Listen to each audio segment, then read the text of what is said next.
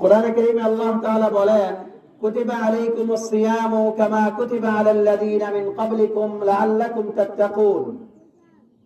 রোজাকে কেন ফরজ করা হয়েছে? ইতিপূর্বে আমরা হয়তো ভালোভাবে জেনেছি, শুনেছি।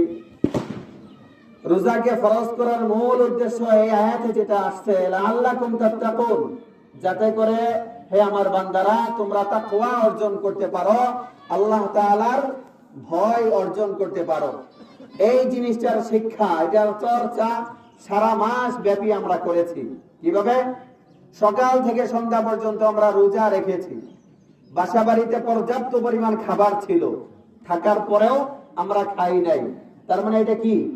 আল্লাহর ভয়কে লালন করা, আল্লাহর ভয় লালনের চর্চা আমরা সারা মাস করেছি। এটা হচ্ছে রমজানের মূল শিক্ষা, লাআল্লাকুম তাত্তাকুন।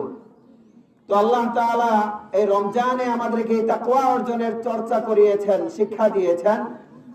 প্রত্যেকটা মুমিনের উচিত এই শিক্ষাটা যেন, এই চর্চাটা যেন সারা বছর ব্যাপী থাকে, সারা জীবন ব্যাপী থাকে। কোরআনে কারীমের অসংখ্য আয়াতের মধ্যে আছে, ইয়া আইয়ুহাল্লাযীনা আমানুত্তাকুল্লাহা হাক্কা তুকাতিহ, হে দুনিয়ার মানুষ তোমরা আল্লাহকে যথাযথ ভয় করো। শুধু রমজানে সকাল থেকে সন্ধ্যা পর্যন্ত না খেয়ে থাকলাম, এটা অবশ্যই আল্লাহর ভয়ে, এটা যথেষ্ট না। প্রত্যেকটা ক্ষেত্রে আল্লাহকে ভয় করে চলা। আল্লাহ তাআলা আমাদের সকলকে রমজানের এই শিক্ষাটা সারা জীবন ধরে রাখার তৌফিক দান করুন, আমিন। মুহতারাম হাজিরিন, আমরা সকলেই ঈদের সূচনা জানি। আমাদের নবী সাল্লাল্লাহু আলাইহি ওয়াসাল্লাম মক্কাতে ছিলেন। এরপরে যখন হিজরত করে মদিনায় যান, যাওয়ার পরে ওখানে দেখেন যে ওখানকার লোকজন দুটো বিশেষ দিনকে তারা উদযাপন করে। তখন নবীজি জিজ্ঞাসা করেছিলেন, মা হাযানিল ইয়াওমান, এই দুইটা কি দিবস তোমরা বিশেষভাবে উদযাপন করো? তখন নবীজি তখনকার যারা ছিলেন তারা বলেছিলেন, কুননা নালআবু ফীহিমা ফিল জাহিলিয়া, হে আল্লাহর রাসূল, আমরা তো সেই আমাদের পূর্বপুরুষদের থেকে এই দুই দিবসে আমরা উদযাপন করে আসি, এই দুই দিনকে আমরা উদযাপন করি, আনন্দ ফুর্তি করি। তখন নবীজি বলেছিলেন, ইন্নাল্লাহা ক্বাদ আবদালা বিহিমা খায়রাম মিনহুমা, আল্লাহ তাআলা তোমাদেরকে এই দুই দিনের থেকে উত্তম দুটি দিন দিয়েছেন। বলি আলহামদুলিল্লাহ। সেই থেকেই মূলত আমাদের এই ঈদ, ঈদুল ফিতর, ঈদুল আযহা, এই দুইটি দিন আল্লাহ তাআলার পক্ষ থেকে মুসলমানদেরকে দেওয়া হয়েছে। মুহতারাম হাজিরিন, এই দিবসের, ঈদের দিনের ফজিলত একটা হচ্ছে আমাদের প্রত্যেকের আনন্দ, এটা তো আছেই। এটা শরীয়তের যে বিধান, মুস্তাহাব স্তরের আনন্দ ফুর্তি করা, এটা অবশ্যই আমরা করব। এই দিনের বিশেষ ফজিলত যেটা হাদিসের মধ্যে আসছে, লিসাইমি ফারহাতান, প্রত্যেকটা রোজাদারের জন্য দুইটি বিশেষ আনন্দের মুহূর্ত আছে। ফারহাতুন ইনদা ফিতরি, একটি হচ্ছে সে যখন রোজা ভাঙ্গে, রোজা শেষ করে, সেটা হচ্ছে আজকের এইটা। আরেকটা হচ্ছে ফারহাতুন ইনদা লিকাই রাব্বি, আরেকটা হচ্ছে মুমিন মুসলমান যখন মৃত্যুর পরে তার রবের সাথে সাক্ষাৎ করবে, ওইটা হবে তার চূড়ান্ত আনন্দ খুশির দিন। সুবহানাল্লাহ। তো আজকে আমরা একটাতে উপস্থিত আছি, সারা মাস রোজা রেখেছি, আজকে রোজা না রেখে, রোজা ভেঙে মিষ্টি মুখ করে আমরা মাঠে এসেছি। এই জন্য মুহতারাম হাজিরিন, এটা আনন্দ খুশির দিন। সবচেয়ে বড় কথা হচ্ছে এটা পুরস্কার দিবস। আল্লাহ তাআলা সবকিছু জানেন, জানার পরেও ফেরেশতাদেরকে ডাক দিয়ে বলেন, একটি লম্বা হাদিস, ওয়াফি সানাদিহি কালামুন ওয়া মা যালিকা হাযা সহিহুন, একটি লম্বা হাদিস। হাদিসের সারাংশ হচ্ছে, আল্লাহ তাআলা ফেরেশতাদেরকে বলেন, মা জাযাউ আজীরিন ওয়াফা আজরা, হে আমার ফেরেশতারা, ওই শ্রমিকের প্রতিদান কি হইতে পারে যে তার ডিউটি, যে তার দায়িত্ব আদায় করেছে?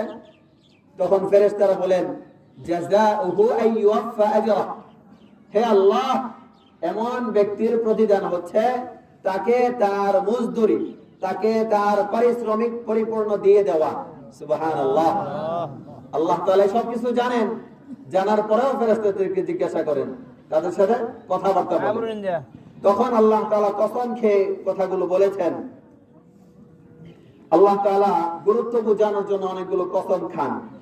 মালাইকাতি, হে আমার ফেরেশতারা শুনে রাখো, আবিদি ওয়া ইমাই কাদ কাদাউ ফরিদাতি আলাইহিম, হে আমার ফেরেশতারা তোমরা মনোযোগ দিয়ে শুনে রাখো, আমার বান্দা এবং আমার বান্দিরা, আমার মুসলিম নরনারী বান্দা বান্দিরা, আমার ফরজ বিধান, আমি তাদের উপর যে রোজাকে ফরজ করেছিলাম এটা তারা আদায় করেছে।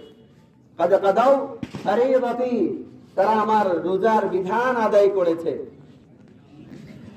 সুম্মা খারাজু ইয়াউজুনা ইলা দুআ, আজকে ঈদের দিনে তারা আমার কাছে প্রার্থনা করার জন্য খোলা মাঠে বেরিয়ে এসেছে।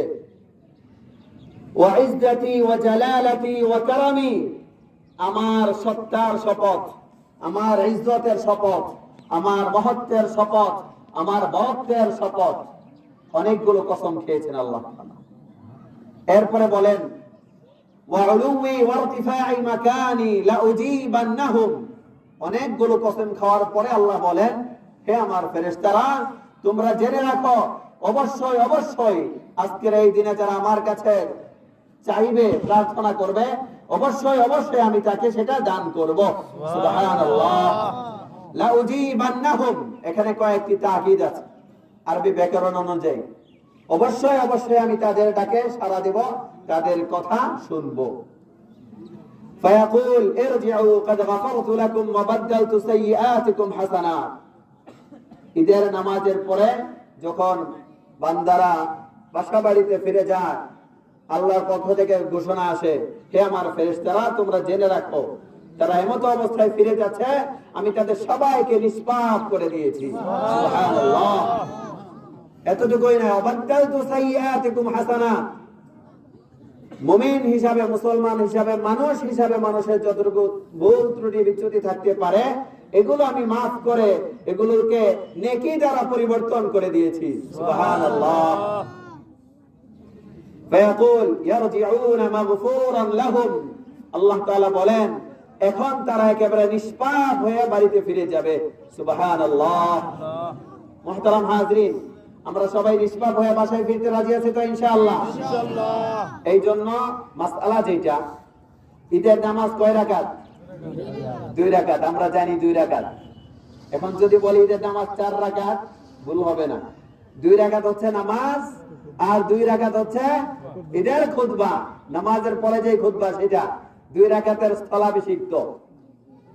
এই জন্য আমরা নামাজ যেভাবে পড়ব তারপরে আরবি খুতবাটা শুনে মুনাজাত করে মা বাবা আত্মীয় স্বজন সবার জন্য দোয়া করে তারপরে আমরা বাসায় যাব। ঠিক আছে ইনশাআল্লাহ? ইনশাআল্লাহ। মুহতারাম হাজরিন, সময় হয়তো কাছাকাছি হয়ে গেছে।